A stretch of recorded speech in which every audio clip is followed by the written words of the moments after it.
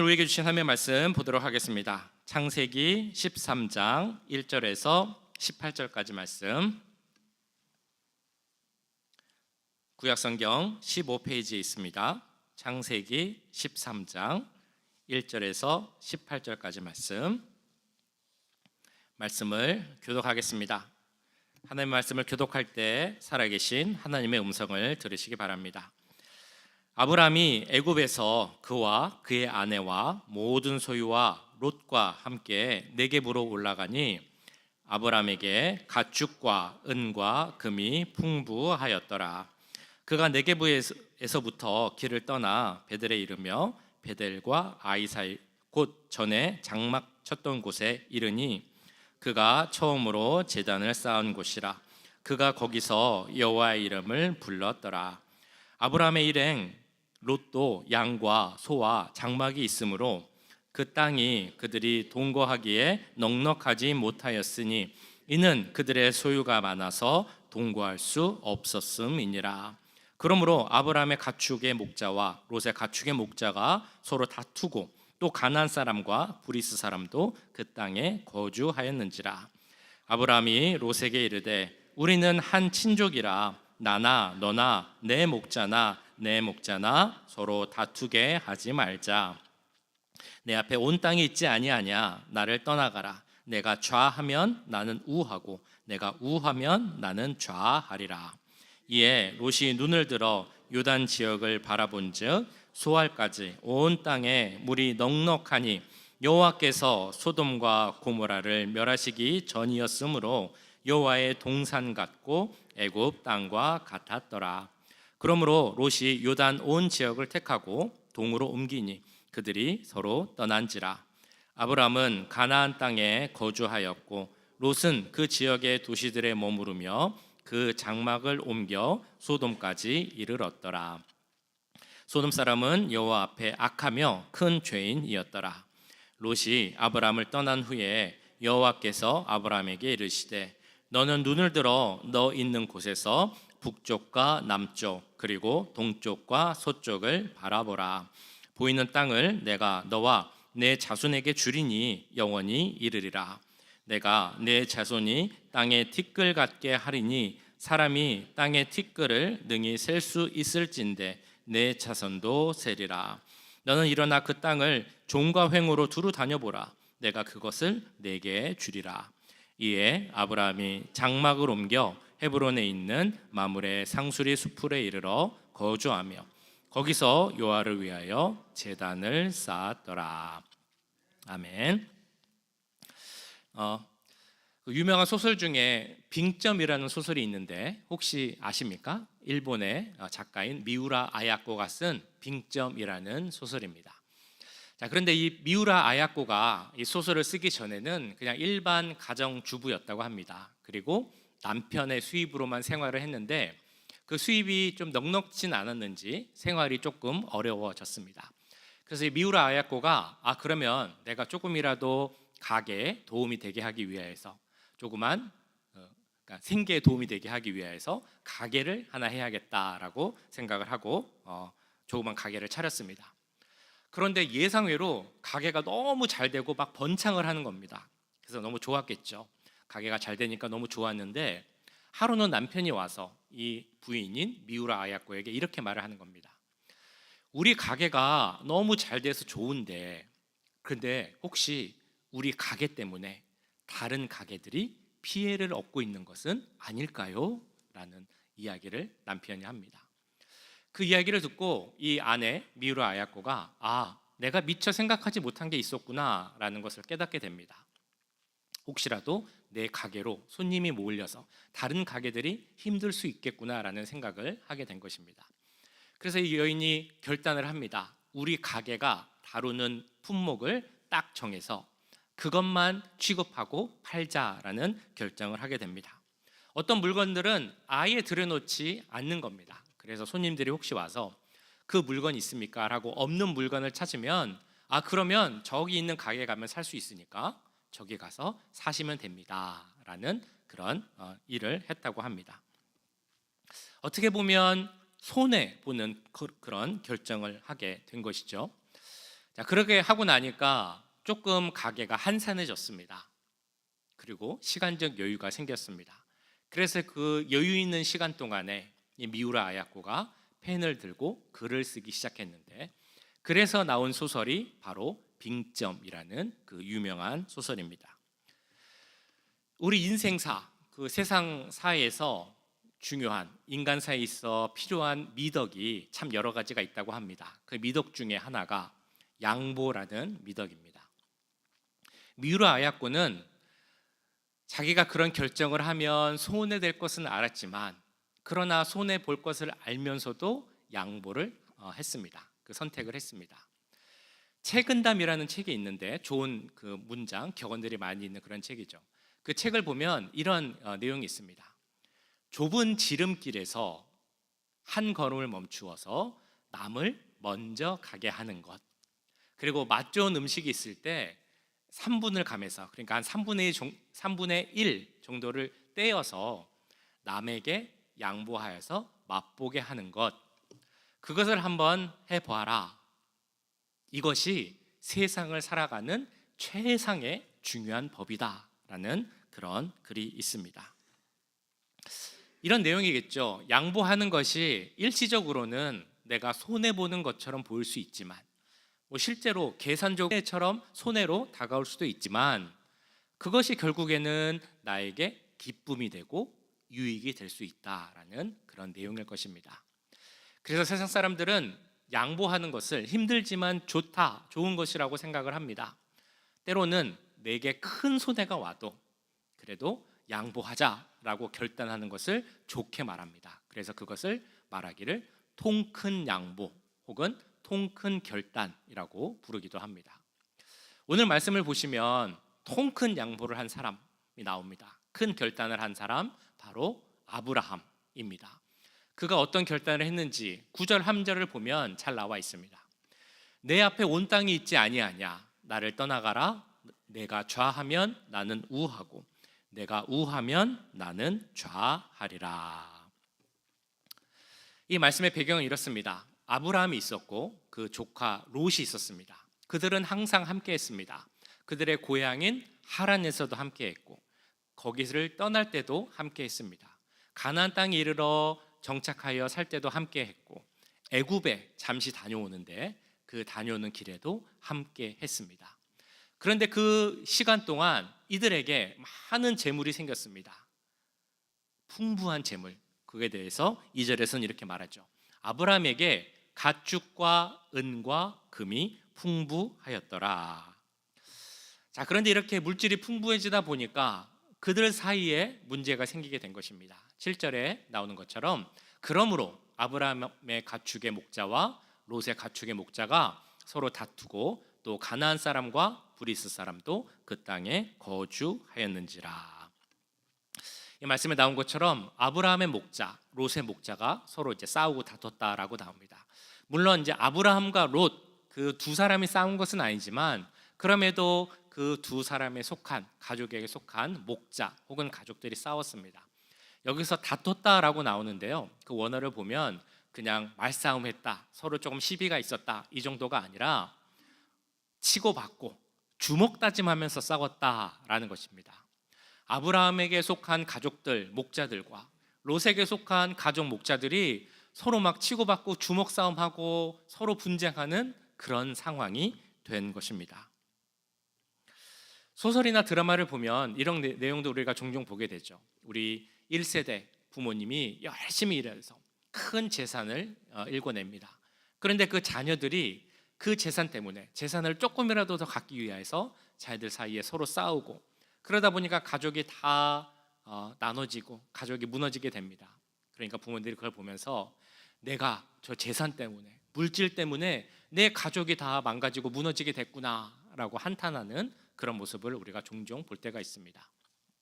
오늘 말씀에 나오는 아브라함과 롯의 그 가족들이 서로 싸우는 것은, 이 사람들에게 물질이 너무 많다 보니까 이 물질로 인해서 서로 이렇게 싸우게 되었구나, 그렇게 오늘 말씀을 이해하는 것이 맞겠습니까?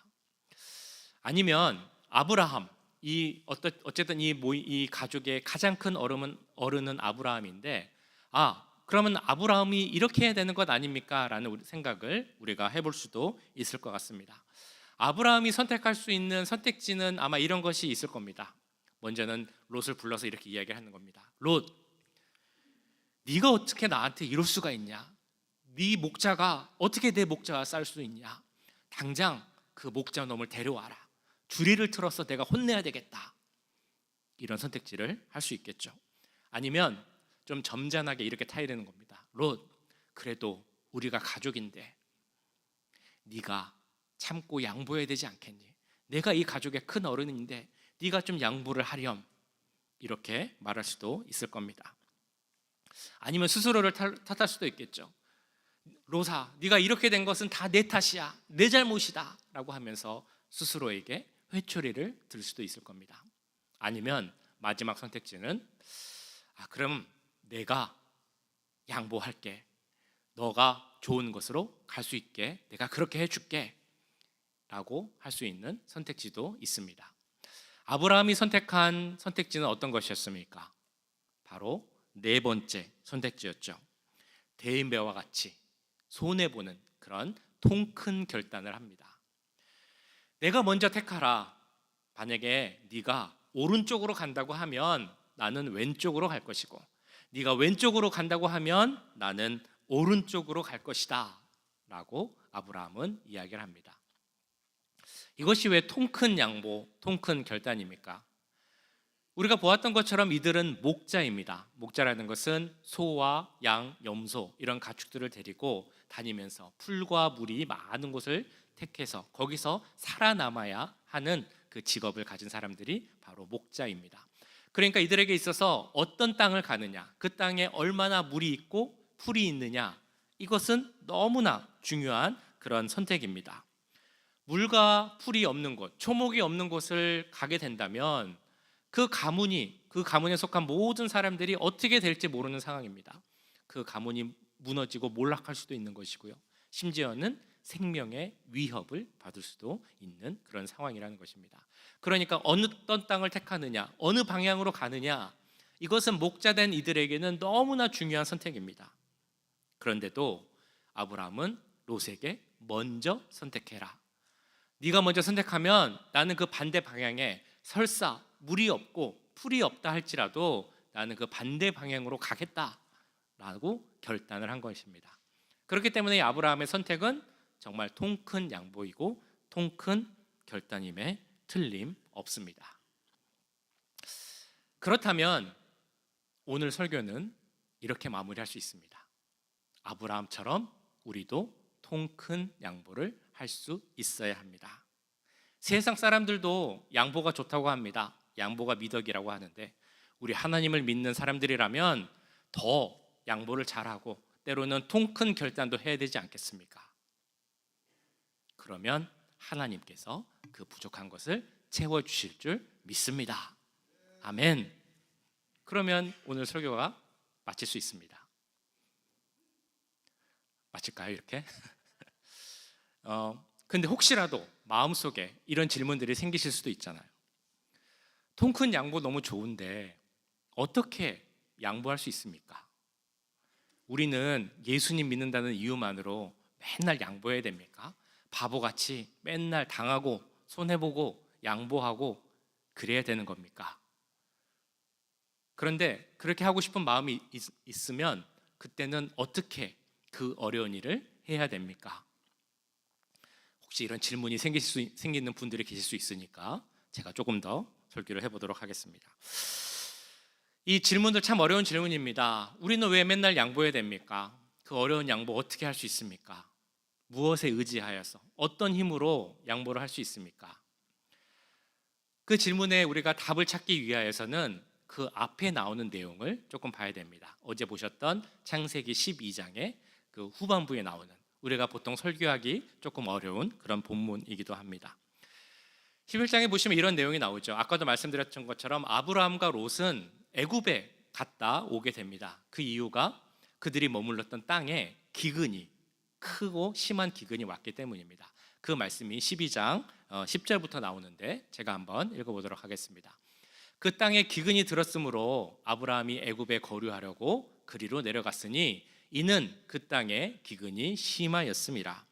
그가 애굽에 가까이 이르렀을 때에 그의 아내 사라에게 말하되 내가 알기에 그대는 아리따운 여인이라. 애굽 사람이 그대를 볼 때에 이르기를 이는 그의 아내라 하여 나는 죽이고 그대는 살리리니 원하건대 그대는 나의 누이라 하라.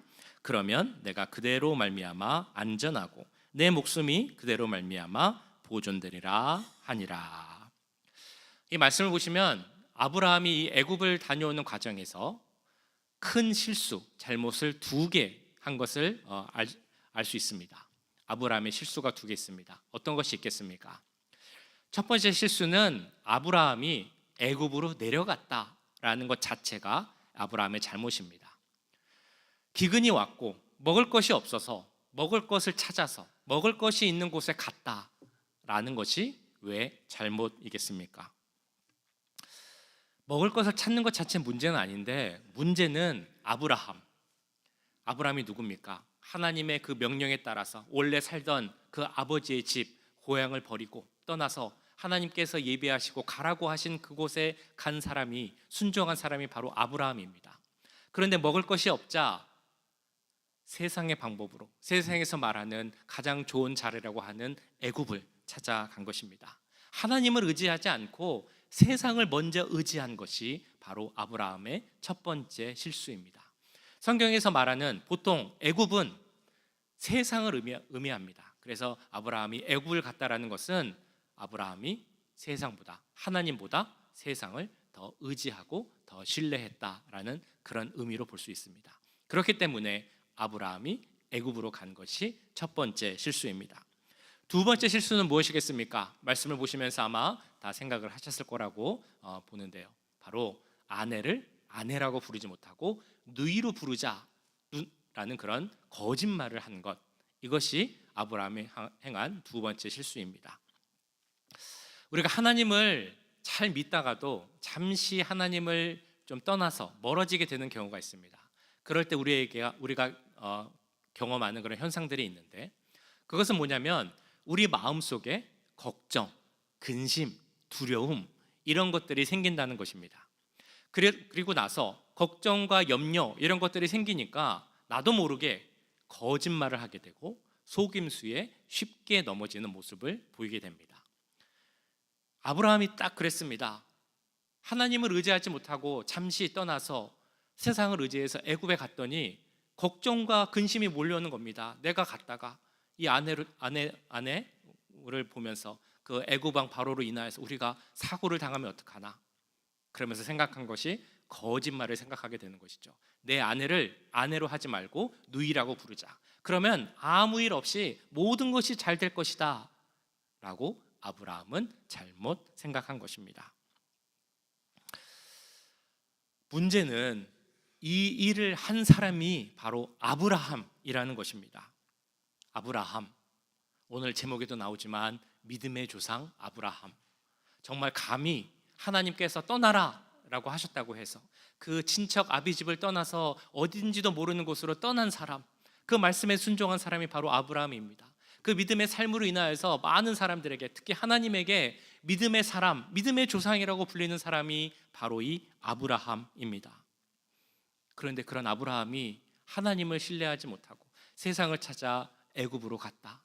그리고 거기서 사람들에게 사고를 당하지 않기 위하여서 거짓말을 했다. 아브라함은 왜 이런 실수를 했을까요? 왜 아브라함이 이런 실수를 했을까? 성경이 그 이유에 대해서 정확히 이야기하진 않습니다. 그러나 우리는 이 말씀을 보면 알 수 있습니다. 아브라함도 우리와 같은 사람이라는 것을, 우리처럼 실수하고 우리처럼 넘어지기도 하는 부족한 죄인이라는 것을 우리는 알 수 있습니다. 그러면 이런 생각이 또한 들죠. 그러면 아브라함도 우리랑 같은데, 우리와 같은 인간이고 실수하고 부족한 죄인인데 어떻게 아브라함은 믿음의 조상이라고 불릴 수 있었을까요? 왜 하나님은 아브라함을 믿음의 조상으로 세우셨을까요? 어떻게 보면 오늘 설교에서 가장 중요한 질문이라고 할 수 있겠죠. 한번 생각해 보시겠습니까? 아브라함은 우리와 같은 인물, 사람인데 실수도 하고 죄도 짓고 넘어지기도 하는데 어떻게 믿음의 조상이 될 수 있었겠습니까? 아브라함도 실수하지만 중요한 것은 그는 실수를 깨닫고 뉘우치고 제자리로 돌아왔기 때문입니다. 돌아와서 믿음의 자리에, 제자리에 서서 굳건히 서서 믿음의 눈으로 세상을 바라보는 그런 변화와 성장을 했기 때문에 아브라함은 믿음의 조상이라고 불릴 수 있습니다. 그가 어떻게 이런 변화를 가질 수 있었을까? 17절 보시면 그 말씀의 내용 가운데 우리가 생각해 볼 수 있습니다. 여호와께서 아브라함의 아내 사라의 일로 바로와 그 집에 큰 재앙을 내리신지라. 하나님은 실수한 아브라함을 도우셨습니다. 좀 이상하기도 하죠. 하나님은 왜 실수한 아브라함을 도우셨을까요? 사실 거짓말한 것은 아브라함이고 어떻게 보면 피해자는 바로인 것 같은데 왜 하나님은 아브라함을 도우셨겠습니까? 이유가 있습니다. 12장 앞부분에 나오는 것처럼 하나님께서는 아브라함에게 약속을 주셨기 때문입니다. 언약을 주셨죠. 2절 3절에 7가지 언약이라고 어제 말씀드렸는데요. 대표적으로 내가 너로 큰 민족을 이루겠다, 너에게 복을 주겠다, 너의 이름을 창대하게 하겠다, 그리고 너가 복 자체가 되게 하겠다 라는 그 약속, 언약을 주셨기 때문입니다. 물론 이 말은 아브라함이 잘했다 그런 의미는 아닙니다. 그러나 그것과는 별개로 아브라함에게 주신, 하나님이 주신 약속이 있기 때문에 하나님은 아브라함을 도우셨고 뿐만 아니라 그 약속을 기억하게 하시고 믿음 가운데 다시 설 수 있도록 하나님께서 도우신 것입니다. 아브라함이 믿음의 조상으로 성경에 기록된 인물이 있습니다. 그는 보통 사람과 다릅니다. 그는 정말 뛰어난 믿음을 갖고 있습니다. 우리와는 별개의 사람, 저 멀리 있는 그런 사람입니다 라는 의미에서 믿음의 조상이 아닙니다. 그도 우리와 같은 사람이고 실수하고 죄를 짓고 부족하고 넘어지지만 그러나 아브라함은 하나님께서 그에게 주신 약속을 기억하고 그것을 믿고 그래서 자신의 잘못을 뉘우치고 다시 믿음의 자리로 돌아와 그 자리를 지켰다. 그것이 바로 아브라함으로 하여금 믿음의 조상이 되게 한 것임을 믿습니다. 이런 경험을 통하여서 아브라함은 하나님이 주신 약속, 그리고 하나님이 그 약속에 얼마나 신실하신 분인가 그것을 알게 되었습니다. 확신하게 되었죠. 하나님의 약속이 얼마나 확실한가 그것을 알게 되니까 아브라함의 어떤 관점, 세상을 대하는 태도가 달라지게 된 것입니다. 말씀드렸던 것처럼 아브라함에게는 많은 재산이 있었습니다. 은도 많았고 금도 많았고 소와 양 같은 가축도 많았다라고 말씀합니다. 그런데 사실 아브라함에게 그런 재물들은 중요하지 않았습니다. 그가 재물이 너무 많아서 정말 손꼽히는 부자라서 그런 재물들은 별로야 이런 것이 아닙니다. 그가 정말 막 그 어떤 초월한 사람, 재물 같은 거에 연연하지 않고 초월한 사람이어서 이 재물에 상관없어 이것도 아닙니다. 아브라함 입장에서 보자면 그가 갖고 있었던 그 재물은 애굽 땅에서 그가 거짓말해서 생겨난 재물들이었습니다. 그러니까 그 재물은 사실 아브라함에게는 아무 의미가 없었습니다. 아브라함에게 중요한 것은 하나님의 약속이었습니다. 애굽에서도 지켜주셨고 지금도 지켜주시는 그 하나님의 약속, 오직 그것만이 아브라함에게는 중요했습니다. 이런 믿음의 확신 그리고 달라진 관점으로 오늘 롯과의 상황도 부딪히게 된 것입니다. 이 상황을 보니까 누가 어느 땅을 갖느냐 이것은 사실 아브라함에게 전혀 중요한 일이 아닙니다. 어느 방향으로 가느냐, 어느 땅을 가느냐, 그 땅에 풀이 얼마나 있느냐, 물이 얼마나 많이 흐르느냐 아브라함에게는 전혀 중요한 일이 아니었다는 것입니다. 아브라함에게 중요한 것은 무엇이겠습니까? 다른 거 다 필요 없고 내게 중요한 것은 오직 하나님의 약속. 그 약속만 있으면 내가 어딜 가든지 간에 그 땅에 어떤 상황이든지 간에 나는 아무 상관없습니다. 이것이 바로 아브라함의 마음이고 관점이고 믿음이었다는 것입니다. 그렇기 때문에 롯에게 통 큰 양보를 할 수 있었던 것입니다. 그가 대인배였기 때문에, 혹은 그가 배포가 커서 통 큰 양보를 한 것이 아니라, 하나님만 있으면, 하나님 약속만 있으면 내게 문제될 것은 아무것도 없다, 이런 확신이 있었기 때문에 아브라함은 그렇게 양보를 할 수 있었던 것입니다. 그런 아브라함의 마음이 느껴지십니까? 그럼 그 아브라함의 마음을 갖고 내가 아브라함이다 생각하고 우리 9절 말씀 다시 한번 같이 읽어보도록 하겠습니다. 9절 시작. 내 앞에 온 땅이 있지 아니하냐? 나를 떠나가라.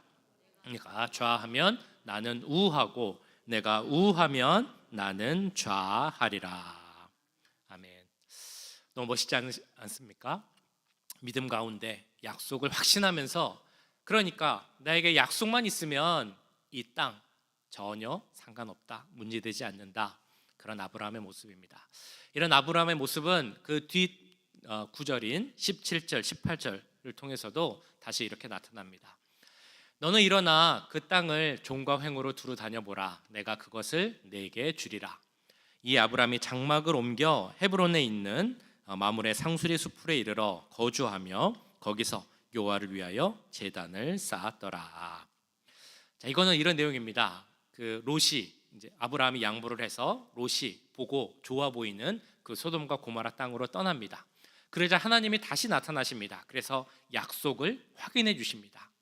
그래, 네가 나한테 이렇게 나의 약속을 확신하니 내가 다시 한번 그 약속을 말해줄게. 이 땅을 너와 너의 후손에게 줄 것이다. 너의 후손이 창대케 될 것인데 어느 정도냐면 이 땅의 티끌만큼 모래처럼 많아질 것이다. 이렇게 하나님께서 약속을 재확인해 주십니다. 그리고 나서 나온 말씀이 17절 말씀인데, 하나님께서 뭐라고 하시냐면, 그러면 네가 이제 가서 동서남북 다녀보면서 네가 갖게 될 땅을 한번 다녀봐라 라고 말씀을 하십니다. 먼저 이 말씀을 보면 이런 의미라고 해석을 할 수 있겠죠. 하나님께서 주신 땅, 약속이 이루어질 땅이 어떤 땅인지 가서 한번 보고 밟아보고 하나님이 내게 주신 꿈, 그 비전을 계속 가져보자, 이런 의미로도 볼 수 있을 것입니다. 그런데 이 말씀은 조금 다르게도 우리가 해석하여 볼 수도 있습니다. 17절을 보시면 18절과 연결을 해서 보면, 하나님께서는 분명 아브라함에게 네가 나에게 약속한 땅을 한번 가서 두루 다녀봐라, 한번 밟아봐라 라고 말씀을 하시는데요, 이어지는 말씀을 보면 아브라함이 여기저기를 다녀보았다라는 말씀이 나오지 않습니다. 그 대신 18절에 어떤 말씀이 나오냐면 아브라함이 장막을 헤브론으로 옮겼다라고 나옵니다.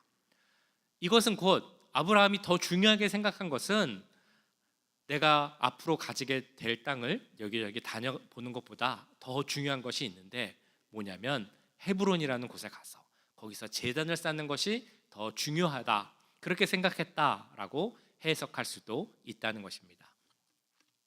제가 예전에 그 톨스토이의 소설 사람에게는 얼마만큼의 땅이 필요한가라는 그 소설 이야기를 해드린 적이 있습니다. 그 주인공에게 어떤 소식이 들리는데, 하루 동안 다니는 땅, 밟는 땅을 다 가질 수 있다라는 소식을 듣게 됩니다.